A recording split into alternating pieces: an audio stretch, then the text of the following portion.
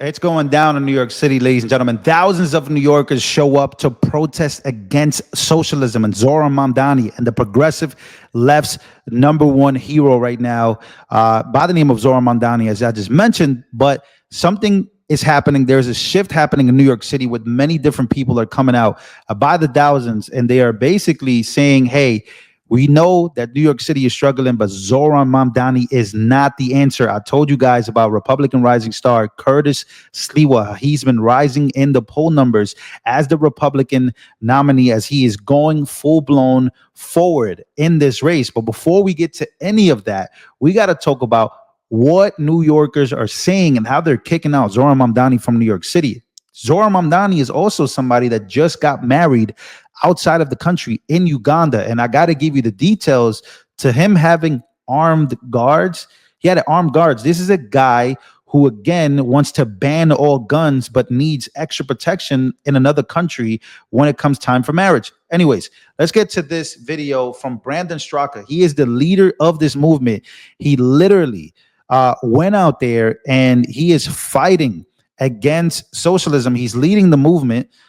He says that this is nothing personal against Zohran Mamdani, but he has to give Zohran Mamdani the fight of his life by pushing a Republican candidate, maybe, but people have to reject socialism in New York City. So let's take a listen to this. I recognize that Zohran Mamdani has captured the interest and the attention of many people in Gen Z, many people in minority communities, and a lot of people think that he is the answer to their problems. Why? Because the pain points that he's talking about are very, very real. New York City is unaffordable for people. Rents are too high. Groceries are unaffordable. The struggle is real in New York, but there's just one problem. Democratic socialism takes vulnerable people and lies to them and tells them that the government will solve all of their problems. It tells them, oh, but if only you give the government more power over your housing, over your electricity, over your groceries, over your transportation, over your education, over your healthcare, over your childcare, we will fix all of your problems. Let me ask you something, ladies and gentlemen. When is the last time you woke up and thought to yourself, thank goodness for the government, they really fixed that problem? Never. It's never happened. And you know why? Because democratic social, forget the democratic, it's horse shit. It's just a Trojan horse. It's false marketing. This is soft communism. I'm not going to say democratic socialism. It's just plain socialism, which is a fancy way of dressing up communism. And communism and socialism have never succeeded. They've always failed everywhere they've ever been attempted. So again, New York City seems to want to choose Zohran Mamdani for many of his positions. But here we go to, where is Zohran Mamdani? What is he doing? Well, New York Post actually put an article out there that was very interesting to me, and I have to tell you about this. Inside of Zohran Mamdani's post multi-day Uganda wedding bash with phone jamming system and armed guards.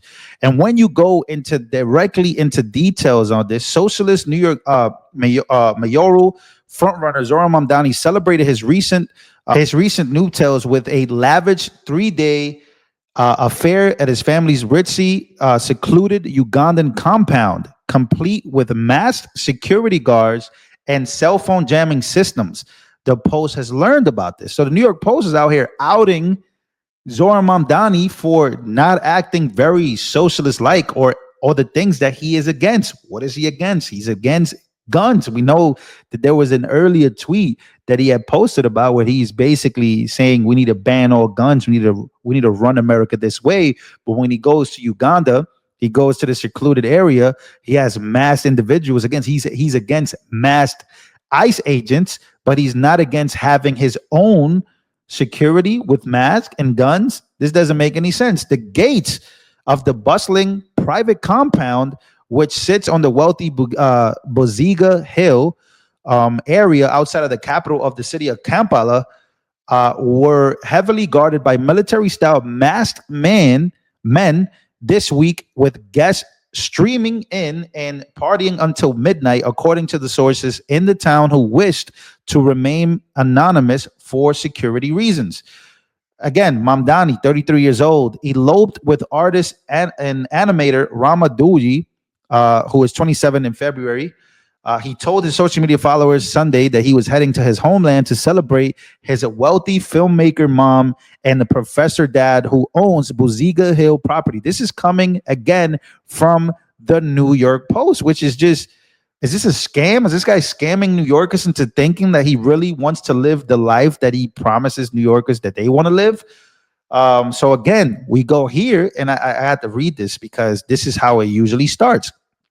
Zohran Mamdani wants to ban all guns and defund the police, and then flies home to Uganda for his wedding celebration, guarded by masked special forces at his family's multi-million-dollar compound. As always, socialism of thee, not for me. How do we know this? Well, we go back to one of his posts in 2022 where he goes and he says, we need to ban all guns. This is a real post from 2022. So that's his stance. So he goes back home, but he needs the guns.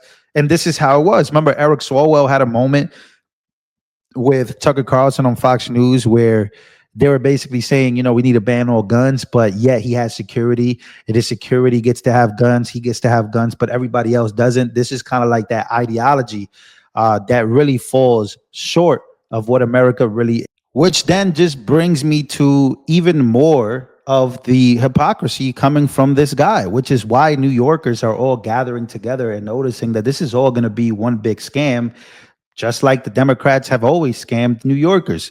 Zohran Mamdani called the ICE agents in mask militarized oppression. Then he flies to Uganda for his own wedding bash, guarded by masked riflemen, military tents, and phone jamming system, all at his millionaire family's compound. ICE for thee, private militia for me. So again, the revolution sponsored by General Wealth. So this guy is generally wealthy, generations. How does this work? How does this actually work with Zohran Mamdani? Who actually is he, and what is he actually about? Is he selling Americans a dream that they are starting to notice that is full of crap?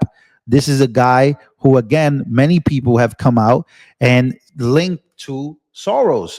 Soros, who is, we know about the family, Alex Soros, son of George Soros. Here is a clip that I saw that I thought it was very interesting. I don't think he'll have to worry about any brokenness with the $24 million from Alex Soros, so I think he'll be just fine. But I spoke to Mayor Adams today, and MAGA's rallying behind him, so I'm excited for that. He understands Gen Z, and I think it's going to be a good race. So you have Curtis Lewa, and you have, of course, Mayor Adams. It's going to be very interesting which of them can actually get close to Zohran Mamdani, because I'd be lying if I told you Zohran Mamdani was not in the lead from every poll that we have seen. Are New Yorkers actually going to rally? That rally that you saw of New Yorkers basically kicking out socialism, is that going to actually stand, or are people struggling so much that they're going to buy into the idea of more government? But before that, I want to give you guys, and I want to leave you guys with a message I saw from none other than the Vice President of the United States of America, J.D. Vance. He had a big message that I really, really want to play for y'all, and I want to end the video on that. You have to see what J.D. Vance said about Zohran Mamdani, what he said about the left, and what he said about progressives that really stood out to me. Now, last week, as has become sort of the main political story over the last couple of weeks, a 33-year-old communist running an insurgent campaign beat a multi-million-dollar establishment machine politician in the New York Democratic mayoral primary. Now, I don't want to harp too much on a municipal election, but there were two interesting threads that I think came out of Mamdani's victory that I think are worth us understanding, because they're reflective of where the broader American left is at this moment in time. The first is that it drives home just how much the voters in each of the respective parties have changed. If our victory, if President Trump's victory in 2024 was rooted in a broad, working and middle-class coalition, Mamdani's coalition is almost the inverse of that. If you look at his electoral performance precinct by precinct, what you see is a left that is completely left behind the broad middle of the United States of America. This is a guy who won high-income and college-educated New Yorkers, and especially both young, highly educated New Yorkers, but he was weakest among black voters and weakest among those without a college degree. That's an interesting coalition. Maybe it works in the New York Democratic primary. I don't think it works particularly well in the United States at large.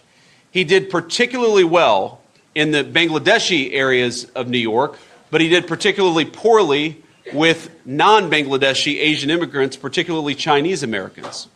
And if you look at the precincts where he did the best, it was in New York's gentrifying neighborhoods, places like Ridgewood and Bushwick, places I haven't heard anything about, but I read about in a paper. His victory was the product of a lot of young people who live reasonably comfortable lives, but see that their elite degrees aren't really delivering what they expected. And so their own prospects with all the college debt may not in fact be greater than those of their parents. And I say that not to criticize them, because I think that we should care about all the people in our country, particularly those downwardly mobile, college-educated people who feel like the American dream is not quite all it's cracked up to be. But we have to be honest about where his coalition is. It is not the downtrodden. It is not poor Americans. It is not about dispossession. It's about elite disaffection and elite anger.